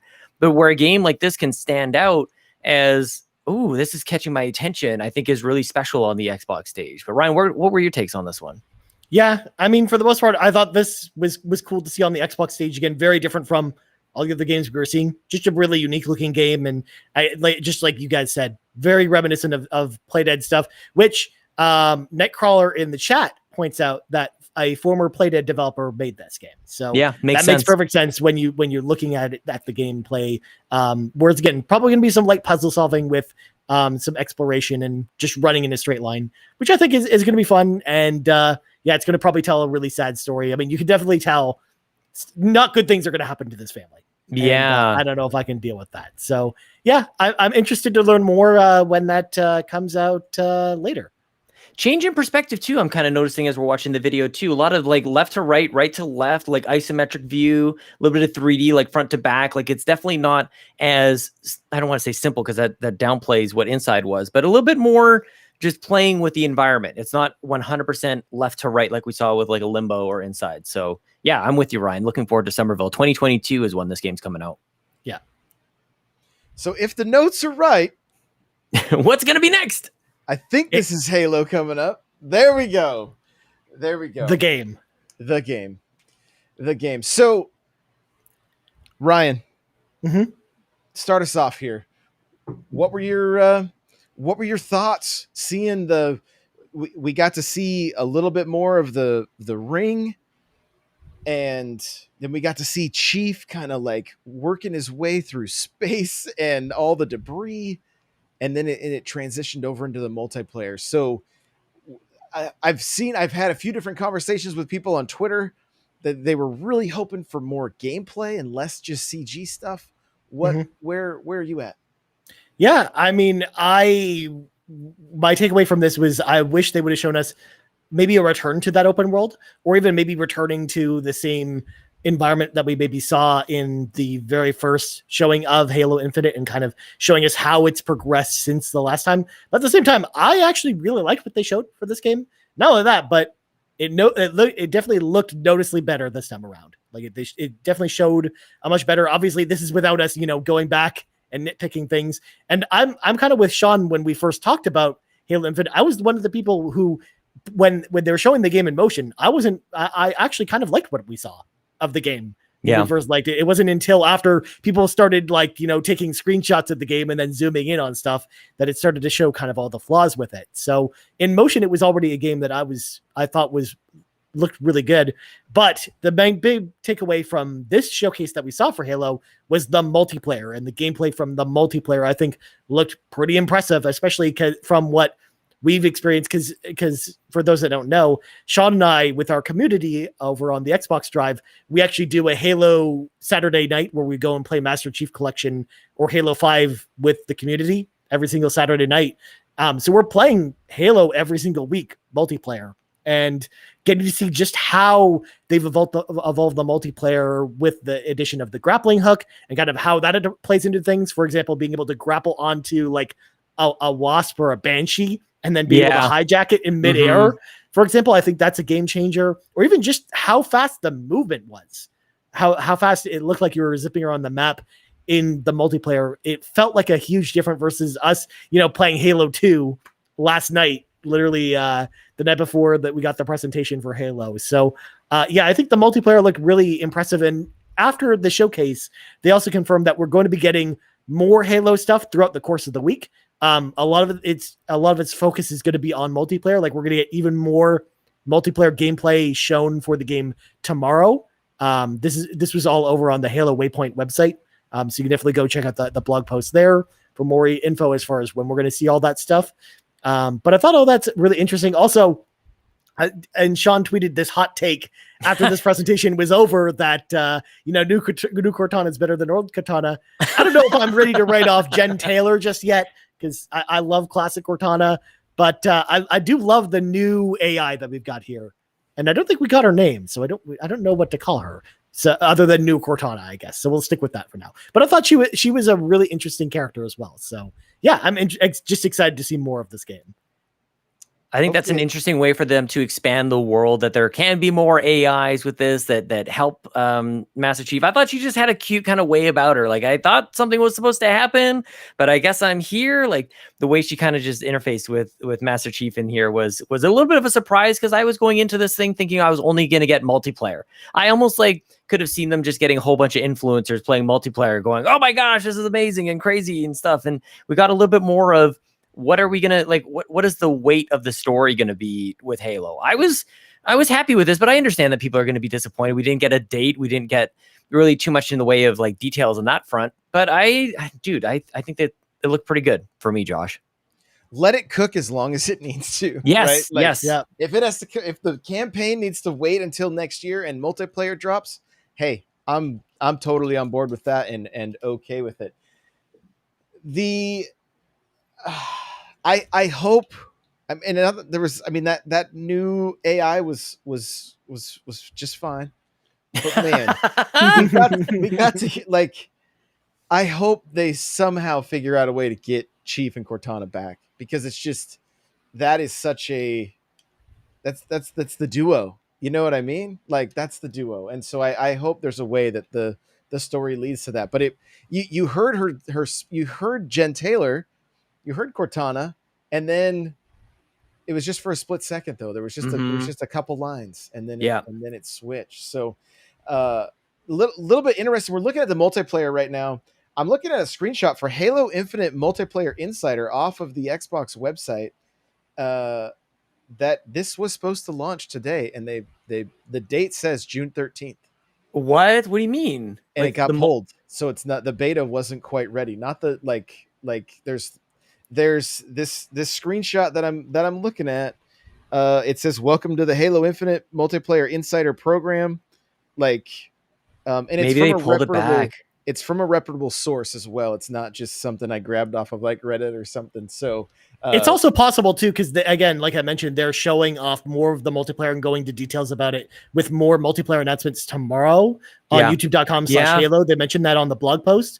So it's possible that maybe that image might have leaked like a day or two too early. Like maybe we're going to hear more information as to when that date's going to be within the next day or two. I mean, with the delay and the fact that they're putting, all the extra hours and resources into this thing, you have to imagine that it's the same reason we didn't get a release date on this. Every milestone is like game time decision, like it could be today, it could be 3 days from now. Like everything is just going to be day by day at this point. I can imagine when they delay the game for about a year, they bought themselves 300 or so days to get more and more done. And it's got to be under such a tight watch because all eyes are on it. But oddly enough, like my kind of takeaway in terms of like why they didn't give us any more of this is they don't at this point have anything more to prove. They don't have consoles to sell us, right? So they don't need a Halo to push consoles out the door. They're already kind of maxed out on that front. And the game isn't going to cost people anything anyways, even if, especially on the multiplayer front. You can play it free to play. So what I think is going to happen is that beta will hit, and that's when the word of mouth on this is really going to hit. It's not going to be them telling us that Halo is a big deal. It'll be us telling us that Halo is a big deal and it feels good to play and that it runs great and it's fun, all those things. All the things that are really hard to portray in a show like this. You can see like grappling hooks, that looks cool. The weapons look great. I think the lighting and everything looks really dynamic. I think that is something that they definitely addressed. It looks really good, but this game needs to be played. So that's kind of why I'm not like upset that they didn't give us any more, because they could have told me all the things I want to know, but I would still have what does it play like? How does it feel? All of those type of questions. Mm-hmm. Does this look to you guys like more of a classic Halo? I feel like when I watch this trailer, I'm picking up some Reach vibes from the way the Spartans look and the way that their movement is. And not, I mean, Reach, I love the way it looked and everything. The DMR was one of those weapons that I was just kind of like, I don't know if I love this thing or not, with dealing with the bloom, but this doesn't look like the shiny Guardians Everywhere Halo 5. Right. This looks like we've all been in the trenches for a while. We're dirty. And this is the highlight for me right here. This is what Halo 5 lacked. Capture the flag. That was jumping into a warthog and having the other team 4v4. I don't know what that mode was exactly, but like Halo 5, I mean, it had capture the flag, but in 4v4, there wasn't much for vehicles. It was pretty much like, let's just sweat to the oldies all day long, boots on the ground. Nice. And that's, if that is an indicator of asymmetrical maps with vehicles similar to, what was it called? The name just escaped me, but Zanzibar, right? Yeah. And some of those old school maps, if we get that, that's going to be a huge win. With Halo for me. Yeah, more to see. And it's sort of like a Nintendo style of doing that, isn't it, Ryan? With almost like a treehouse type of deal where there's more to see for those who want to dive in. And maybe that's just what it took to keep this show rolling, getting us onto the next thing without hanging on really any one thing for too long. Because they really gave us a lot of 30 games within 90 minutes. That's tough to do, I think. Yeah, for sure. It would have been at the compensation of other games getting less. Like you would have gotten more Halo, but maybe you get not as much of this Diablo game that we're seeing here too. Yeah, and Thursday the 17th, Paris is going to be hosting a Xbox Game Showcase Extended, and this Oh, that's is with awesome. Double Fine, Obsidian, Ninja Theory, Rare, and dev partners from around the world. Oh, good for him. That's awesome. So that's great. I mean, awesome to hear that he's doing that. But we're also going to get more info on some of these games, and so a lot of cool stuff coming. E3 extended, I like it. It's a treehouse thing, right? It's kind of like you said, like the Nintendo thing. So we're looking at Diablo, the remaster of Diablo 2. This is a Diablo 3 on the Switch. Is my first introduction to the Diablo series. So, Josh. No. Oh, Josh. My God. Diablo 2 is special. Diablo 2 is a very, very special game, and just the look of it, it's so great that they did polish the graphics up. But Ryan can speak more eloquently to this, I think, than I can. But I would just kind of call out the fact that Blizzard did such a wonderful job of maintaining the grittiness and the darkness that Diablo 2 really has. It was like this game came out originally when I was a bit of a young man, and it was terrifying to me. Like very hellish, like the depths of hell, a very demonic look to it. Whereas Diablo 3, and especially on Switch, where the visuals were kind of downgraded a little bit, a little too shiny, a little too arcadey. But Diablo 3 was like, you are going to hell. You are going to experience what comes out of the bowels of hell. And I think that is great. It looks really good. 8-player co-op is what I'm here for. But Ryan, man, like, take it away, man. I love how you said, Sean, that it's like you're going to hell. Sean, in Diablo 2, you literally go to hell in that game. That's what to fight Diablo. So it's just like where there's just fire everywhere. So yeah, I mean, Diablo 2, again, very special game. I've been playing the Diablo game since the original Diablo on PC. It was one of my very first CD-ROM PC games I got back in the day. And it was really special to see Diablo 2 finally come back. In fact, with this trailer, we actually got a preview of what some of the cinematics look like as well, because I could tell from the very first shot of like the dude in the white cloak kind of going into the prison for the first time. I'm like, yep, that's Diablo, because it's from a very memorable cutscene from the original game. So it was really cool to see some of that element work into it, and then the gameplay. It looks like it sings on the Series X. Or the Xbox One. And I love too the ability to switch between both the original graphics and the new graphics, because the old graphics look very silly today, but you can totally play it that way if you want to. If you want to play the whole game that way, or mix and match, or do whatever you want to do.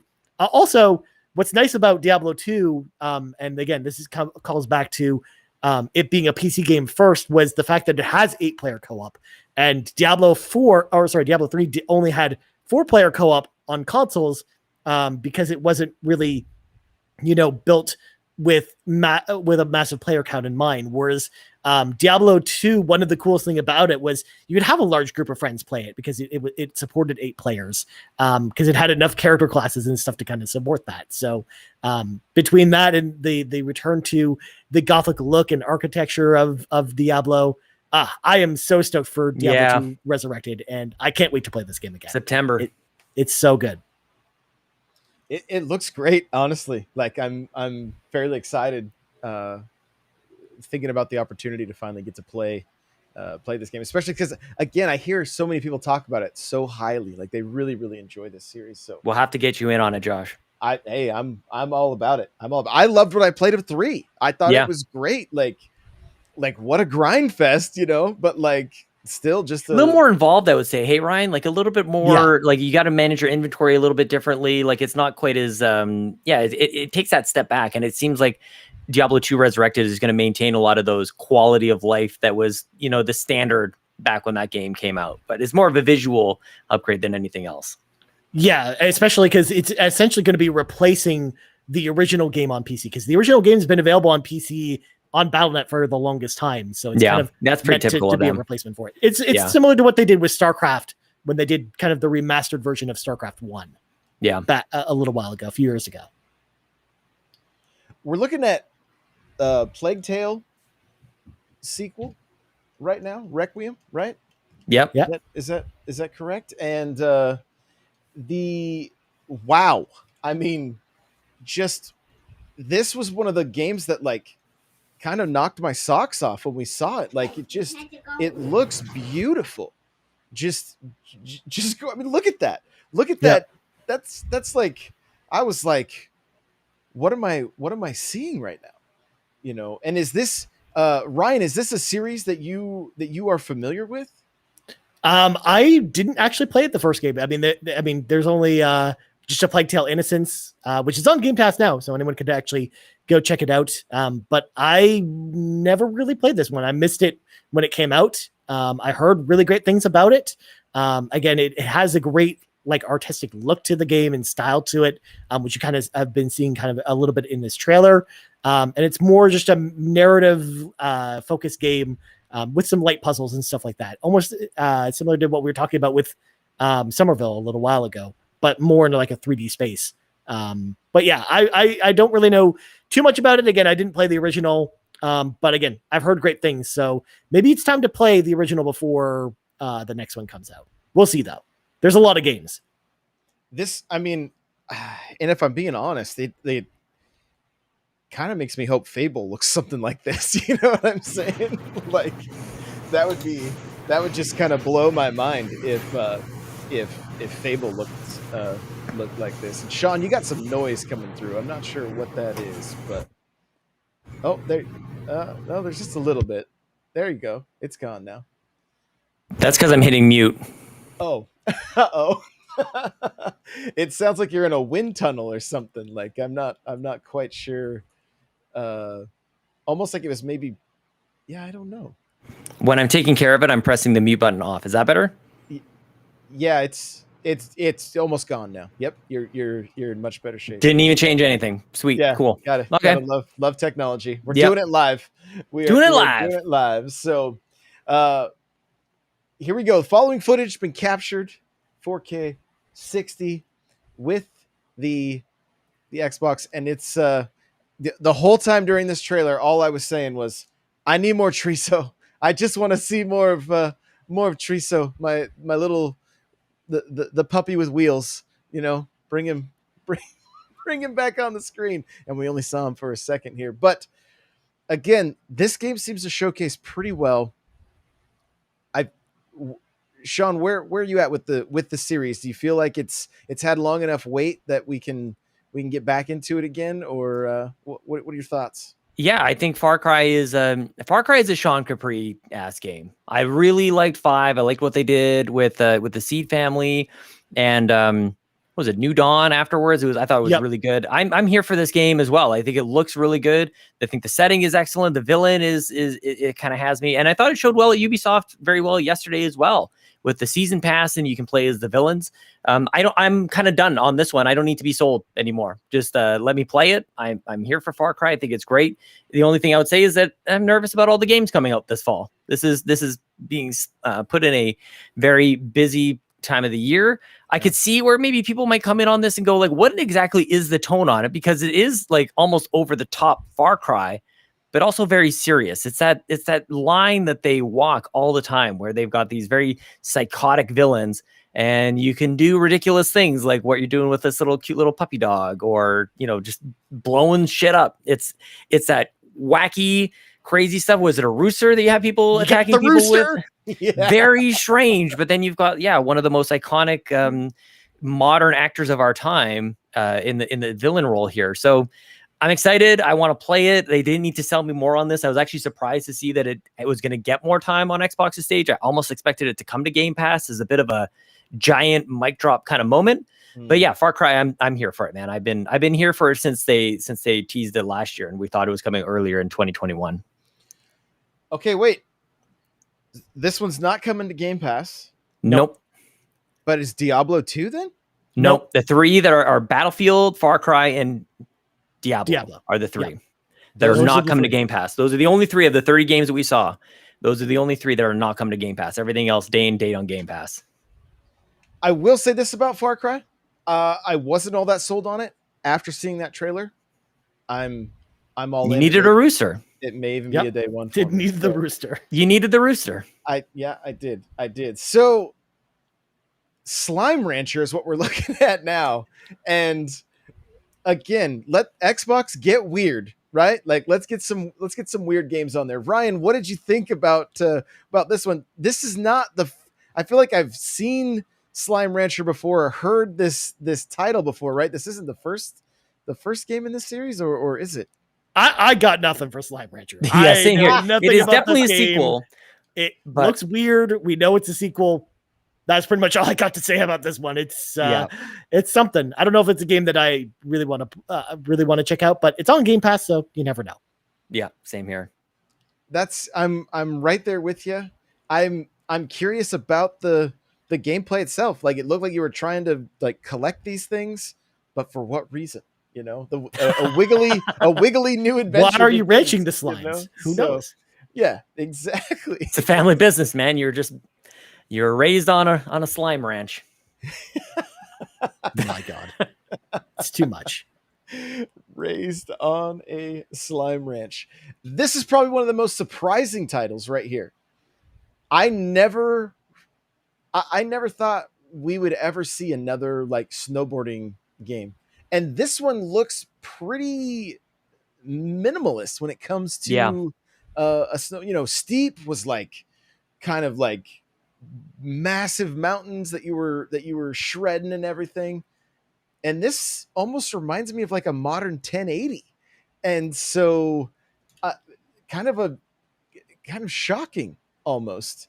Sean, what did you think when you saw this snowboarding game? Minimalist is a good way to put it, Josh. And I take it even to the aesthetic in terms of, or the feel, where Steep was like, we are so hardcore and snowboarding and hey, bro, like this was just like, here's a hill, here's a snowboard. You can get to the end of it. It looks like it controls pretty good. It looks like it's just very like natural. Like I don't like when extreme sports kind of try too hard. This doesn't look like it's trying too hard. So very cool. It kind of gave me almost like a Session, the skateboarding game that's kind of like, I don't know if it's necessarily a simulation, but very, very cool looking game. Looks gorgeous. I don't know that this is an overly produced. I don't think it's a gigantic developer who made this game, but definitely has me thinking about it. The game is called Shredders, which is probably the most extreme part of it, for the riders, by the riders, I guess. Yeah, cool. But Game Pass. Yeah. Ryan, are you ready to shred? I am ready to shred. I'm excited for this one. It kind of reminds me of Amped on the original Xbox, where it was very much a very, it wasn't so much a simulation snowboarding game, but it was just a very, stripped down, like what Sean said, not extreme games. So yeah, I think it really gave me vibes of Amped, and that gets me excited because I liked the Amped games a whole lot. So yeah, I'm excited to check this one out. Also, fun fact about the name of this game. The first thought I had when they said the name of the game was Shredders was, is this game all about multiple iterations of Shredder from Teenage Mutant Ninja Turtles? Because if so, that would be awesome. Like you got Super Shredder, you got normal Shredder. No, it's Shredders. I don't think that's it. You can rest easy. I don't think that's the case, Ryan. Oh man. Yeah, probably not. You're actually snowboarding on a snow-covered Shredder. So just excellent. Excellent. There you go. We'll help you out a little bit there. You take the goggles off and it's Shredder underneath. Yeah, there you go. He was there all along. He's Hamato Yoshi. But these guys, I'm guessing this looks like the game like where you before you hit the slopes, you smoke a bowl and then and then just start shredding. It just looks like a kind of a chill experience, like he's like, oh look, I just kind of did a flip there, and there I did like a 180. And in Canada, it comes with a free coupon to your hemp store, your local hemp store. Yep. Legal in all provinces, man. Mm-hmm. Hey, well, there you go. So this next one, like it starts off like it looks like this kid's toys trying to balance, and then there's a gun on the screen, and you're like, what is this? And I like, are we looking at some kind of BioShock or what? What is the? I got nothing on Atomic Heart, man. This one we can probably skip past. I got nothing on this one. I thought this was a real. It stuck out like a sore thumb. Didn't do anything for me. I thought it was kind of a tone deaf. Where do we put this? It didn't. I don't know who this is for, but it did 0 for me. This was a rare miss on the show for me. Big same. I don't know what's going on with this one. It exists. I'll say that. Yeah, no, I didn't know about it, and unfortunately, it didn't do enough to win me over afterwards. It's got a giant ladle in it, but we could probably move on that one. Wow, Sean is loving this game. I got stuff to do, man. We've been running now for like 90 minutes. Like we gotta go. We gotta get the show on the road. We gotta put the pedal to the pedal. Let's wrap it up then. I'll just go through real quick. So Atomic Heart, and then Replaced, which I think looked absolutely stellar. Yep. Right, as far as the pixel art and everything. Any big takeaways from that one from you, Sean? Not really. Yeah, same. Like I think we should jump to Forza. Honestly, like Forza is like the big takeaway for me. Forza Horizon. Highlight. Yeah. Oh, are you kidding me? Forza Horizon is a showcase. It's a showpiece. It's finally gotten to the point where I think people are like, more than just people who like car games, Forza is a game for everybody. They have done such a wonderful job with that series in the past, and Mexico is the perfect playground, pardon the pun, for a Forza game. It's something that, even though it's an open world game, that it looks as great as if it wasn't an open world game. It looks like it's nicely contained, but you can explore these giant worlds that they create in these Horizon games. This is Flight Simulator we're looking at here, which looking forward to that coming to console as well. But very surprised. We saw this leak. Jeff Grubb, I think, famously did it on the Xbox Empire, saying that Forza Horizon 5 is coming out and it will be this year and it will be in Mexico. That was all confirmed for us today. They briefly highlighted some of the tech behind how they got it looking so good. And honestly, I'm pretty surprised by just how good this game looks. I would go so far to say that this is one of my most highly anticipated games for the year. And again, I'm looking at it right now. I'm blown away at the depth of the visuals on this. The draw distance is one thing, but just like the shades of color, it's different. It's a level closer to photorealistic in an open world game. And I think it's something that people are going to really enjoy, the depth of the jungle. And I've kind of described this live on stream as well. When you look at it, it looks like you can feel the humidity that you experience in there, man. I'm really, really looking forward to Forza Horizon 5. Right here, it looks like the game the video froze. Yep. And that's not. You can actually see a light breeze blowing through the weeds. Oh yeah. Yeah. And they talk about the needles, and then boom. There you are. Like it. Mm-hmm. Yeah. This is also one of my most anticipated games for this year, because I mean, Forza is one of the. It's just, I don't know, especially the Horizon series. I've always loved arcade racers. Yep. It doesn't really get much better than this. Ryan, kind of close us out with your thoughts on Forza here. Same. Honestly, Forza Horizon 5 has had me excited ever since we had kind of heard, the leak from Grubb about it. Like Mexico in particular, like the one thing 4 was really missing was like an exotic locale, because the problem with going to the UK is it's a lot of farmland. It's actually very similar to the terrain we've got, where we live here in North America. So for us, it's obviously a less appealing setting. So going to a place like Mexico, where you've got a lot of cool and crazy locales to go explore, like I can't be more excited for this game. I definitely am less high than you guys, only because again, there's a lot of games coming out this year that I'm very excited about, but I am really excited to play this game this year. It's definitely in my top 10 most anticipated. Oh yeah, no kidding. Oh my gosh, what a show! I feel like they probably could have ended on this one, but maybe it is expected, so they had to add whatever is coming in after this from Arcane. I can't even remember the name of it, to be honest with you.